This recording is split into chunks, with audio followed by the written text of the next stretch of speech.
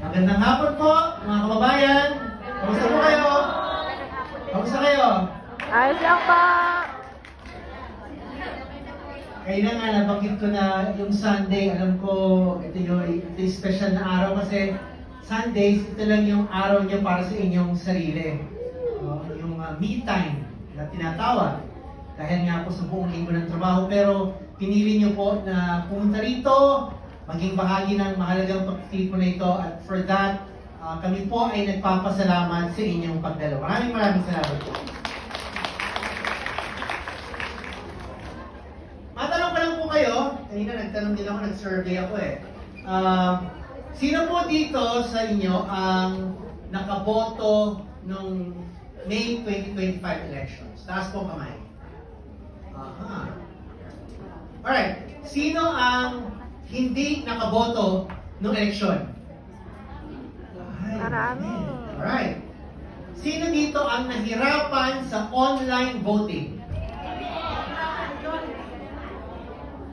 Yung mga hindi nakaboto, dahil ba sa nahirapan din kayo sa online voting? Sa tingin niyo ba dapat magpatuloy pa yung ganyang klase ng online voting? Hindi, ano? No. Kasi nung ginawa yan, alam niyo, sabi nila, Dapat manual. Magkakaroon na ng online voting at tataas na ang turnout sa eleksyon. Nangyari ba yun? No. Hindi po nangyari. In fact, ito yung pinakabababa, marahil, na turnout sa overseas voting mula nang naimbento ang overseas voting sa Pilipinas. No? Terrible talaga. Ang tawag po dyan, disenfranchisement. Ibig sabihin, yung karapatan mong makaboto nung nakaraang eleksyon ay hindi mo nagawa. Sa eleksyon po, alam nyo, bakit mahalaga yung karapatan na yan?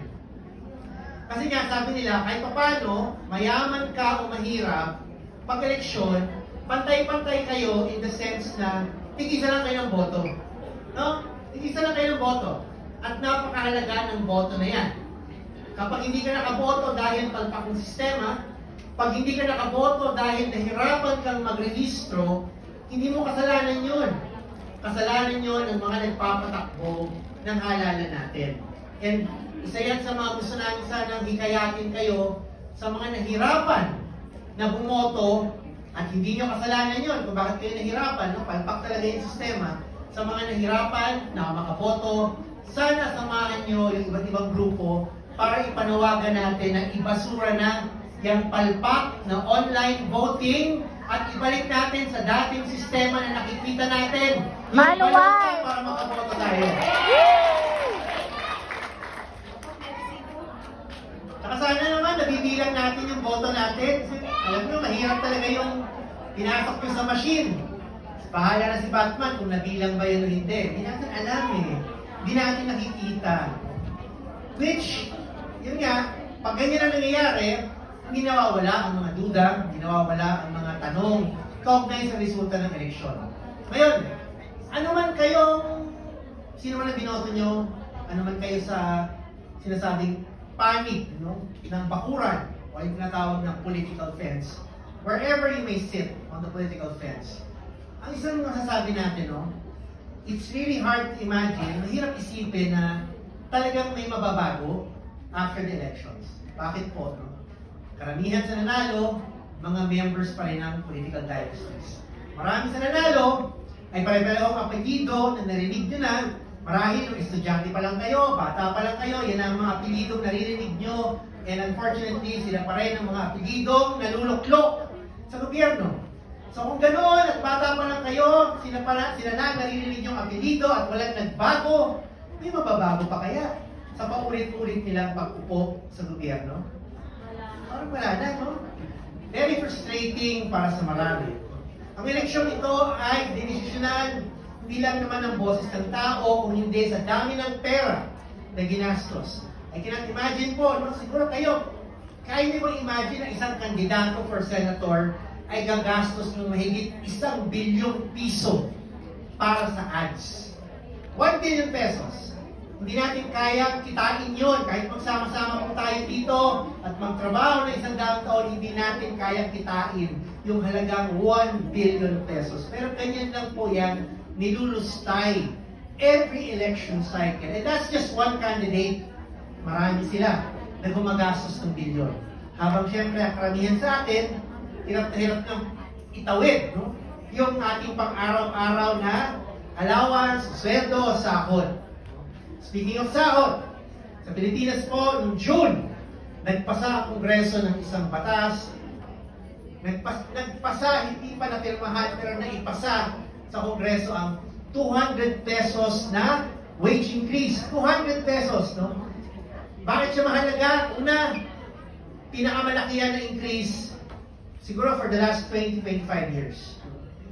Kasi ang increase sa Pilipinas, 30 pesos, malaki na ang 50 pesos. In fact, 50 pesos yata ang pinakamalaki. So 200 pesos across the board or for minimum wage earners. No? First time since 1989 na magpapasa ng batas para itaas ang sahod. Kaya lang, sabi ng Senado, nagpasa na kami. Nauna kami nagpasa, 100 pesos lang. Sabi nila sa Congress, sa House. So, pwede bang 100 pesos na lang?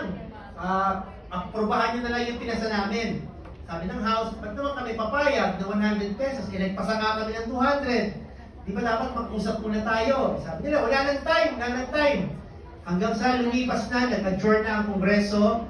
At syempre, ang sabi ng Pangulo, hindi tayo okay dyan sa legislative wage hike. Dapat sa wage boards lang ginagawa. Pero probinsya dapat ginagawa ang pagtataas ng sahod. Kaya nangyari, 200 pesos na ipasa, pero hindi naging batas dahil hindi umabot sa presidente, hindi napirma ng presidente, in fact, hinarangan ng presidente. At ang ipinasang wage hike sa NCR Wage Board ay magkano lang? 50 pesos. So imagine yan, from 200 pesos na sana, batas na, naging 50 pesos na lang sa Regional Wage Board. Kawawa talaga yung mga kababayan natin. Kaya hindi nakapagtataka na may mangingibang bansa. Kasi kung ganyan ang sistema na pinakamataas na sahod sa National Capital Region is what? Around 700 pesos. Ang kailangan mo para makuha ay magkano? 1,200 pesos per day. Ang kasalukuyang sinasahod lang na minimum sa NCR, 700 plus. Mas masahol pa pag sa probinsya. Kasi hindi talaga aabot ng 700 yung kanilang sinisweldo. Ang kanilang sahod. Kaya hindi po katakataka. What we're saying is, ganito, mga kababayan, mga kapatid. Ako po, naging aktivista ako, sabi nga sa bio note, wala estudyante pa po ako nung sa UP. That was in 1992. I was 16 years old. Medyo bata po tayo nagsimula. Kasi wala pang K-12 nung araw. Dahil wala pang K-12, we entered college, we were probably 16 years old lang. Yung iba namin kaibigan nga, 15 years old, college na. So, wala pang K-12. Bago kami namulat sa UP, I've seen several presidents mula kay Ramos, Estrada, Gloria, Noynoy, Duterte, Bongbong. Ang UNIFIL, mas mahaba pa yung kasaysayan. Ang UNIFIL has encountered 8 presidents in all. Marcos, Cory, then Ramos, Estrada, Arroyo, Aquino, Marcos ulit. So kumbaga, na-circle na ng UNIFIL, no? From Marcos, from the first Marcos to the second Marcos, inabot na ng UNIFIL. And what can you say? Ano mapapansin nyo doon? Ang dami ng presidente lumipas, pero nandito pa rin kayo. Ang dami pa rin migrante. Nandito pa rin ang UNIFIL. Anong sinasabi nun sa atin? Mukhang hindi nababago yung kalagayan at sitwasyon. Kailangan pa rin may UNIFIL. Bakit? Dahil meron pa rin mga migrante. Bakit meron pa rin mga migrante? Dahil hindi pa rin naaayos ang sistema at kalakaran sa Pilipinas. At nagtutulak ito para sa karamihan, sabi nga sa balagtasan kanina, na merong mag-iibang bansa. Galing ng mga talents po natin dito sa pagtitipo na ito, balagtasan, merong mga traditional dance, ang husay po ng mga members at kaibigan ng Unifil. And you know, ang reflection sa akin noon, grabe yung talent ng mga Pilipino, no? Kaya lang, hindi natin sila makasama ng buong buo sa Pilipinas kasi nga kailangan dito gamitin ang kanilang talento kasi nga walang trabaho, walang oportunidad para sa napakaraming talento ng mga Pilipino. Yan ang malungkot, no? So, what does that tell us again? Ang dami na lilipas ng presidente and hindi naman nabago yung sistema. Anong sinasabi nun? Sinasabi nun na wala sa mga politiko ang kaligtasan ng ating bansa. Maniwala po kayo, wala sa mga politiko because yung mga politicians, ang bansa natin ay pinatatakbo ng mga politiko na hindi nararanasan ang pang-araw-araw na problema ng mga Pilipino. Ang ating mga transportation policy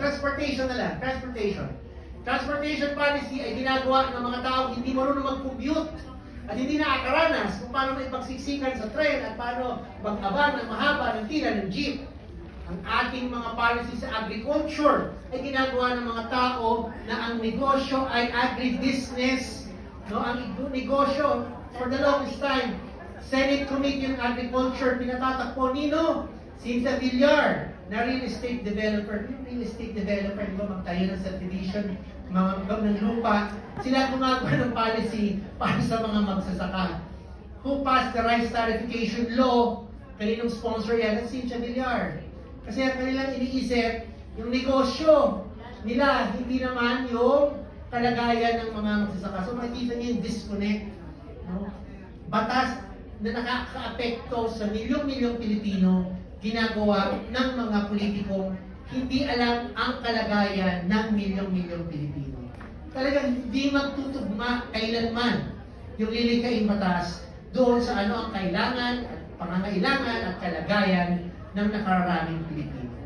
Balik tayo sa kasaysayan ng Unifil. Pag may problema yung mga migrante, kadalasan, sino sa tingin nyo ang unang tutulong sa inyo? Pag may problema ang mga migrante, sa kadalasan, tingin nyo, sino ang unang tutulong sa inyo? Kapwa migrante. Kapwa migrante. Ibig sabihin, mauuna lagi yung ayuda, tulong ng kapwa migrante. Migrants helping migrants. Poor people helping poor people. That tells us another thing, no? Isang importante lesson din. At the end of the day, it will be us helping each other. Tayo ang magdadamayan at magtutulungan. Umasa tayo sa tulong ng kapwa natin nakakaintindi sa problema natin. Kaya ganun kabilis ang Unifil. Kasi sila yung mga migrante rin. Sila yung nakakaintindi ng kalagayan ng ating mga kapwa migrante. Kaya mas mabilis pa sila sa konsulado, no? Mas mabilis pa sila sa DMW, or sa anumang ahensya ng gobyerno. You can always rely on your fellow migrant, your fellow organized groups. No? And I think that is an important lesson para sa ating lahat. 40 years of Unifil, kumbaga, umasa tayo sa isa't isa. Umasa tayo sa tulong ng isa't isa. Umasa tayo sa pag-organize ng ating mga sarili.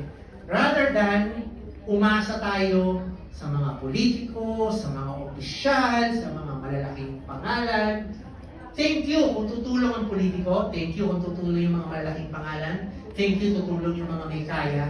Pero everyday, sa araw-araw na pakikipaglaban sa buhay, ang sasandalan mo, yung kapwa mong migrante, ang sasandalan mo, yung matagal nang tumutulong sa iyo, sa lahat ng mga pagsubok ng buhay. Umasa tayo sa sarili nating lakas. Sabihin, let's get organized. Palakasin natin yung mga samahan, Unifil, at lahat ng mga bandera dito, lahat ng mga organizations dito, palakasin natin sila. Because at the end of the day, walang ibang aasahan kundi yung ating sama-samang lakas at sama-samang pagkilos. And I'm very happy, I am very proud na yung Unifil, 40 years na, no? At hindi na siguro matitibag yan dito sa Hong Kong. Tama? Another 40 years? Yes, why not? Pero sana, huwag namang umabot ng 40 years Kasi gusto natin makauwi na ang karamihan, magkaroon na ng bagong kabuhayan, no? Bagong Pilipinas na pwede tayong umuwi at maging mas ayos at makasama na natin yung ating mga pamilya. So kami sa bayan, we are in solidarity, nakikiisa kami dito sa anniversary ng UNIFIL at walang duda po, no? Walang duda po, hanggat nandiyan kayo, hanggat nandiyan ang UNIFIL, merong magandang kinabukasan naghihintay para sa ating mga kababayang migranteng Pilipino. Mabuhay po kayo! Mabuhay ang UNIFIL! Mabuhay ang sambayanang Pilipino! Mabuhay! Maraming salamat!